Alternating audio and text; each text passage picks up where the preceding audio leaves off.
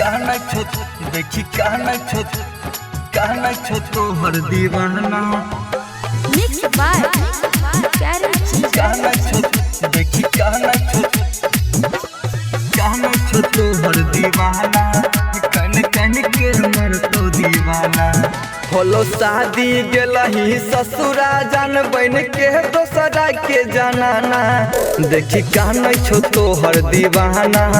कन कन के मर तो दीवाना बीतल बतिया जागल रतिया यदिया बै छौ रोजाना देखी कहना छो तोहर दीवाना कन कन के मर तो दीवाना देखी कहना छो तोहर दीवाना पीएसपी रिकॉर्डिंग स्टूडियो विधान म्यूजिक बाय डीजे उमेश दीवाना तू साथ जिए के वादा करके पल भर में भूलैले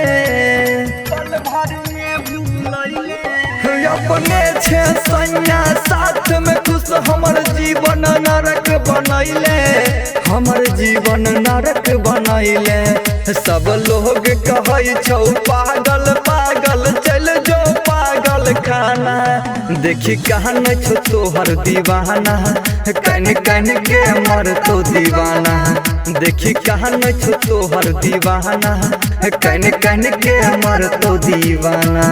देखी कहना छो तोहर दीवाना पीएसपी रिकॉर्डिंग स्टूडियो विधान म्यूजिक बाय डीजे उमेश अब केकरा कहबै बाबू सोना केकरा से बतियैबै तू नाम के भेले प्यारे के दुख केकरा हम सुनैबै दुख केकरा हम सुनैबै राम शंकर के संग जाए के मिल गेलौ तोरा बहाना देखी कहना छो तोहर दीवाना कन कन के मर तो दीवाना देखी कहना छो तोहर दीवाना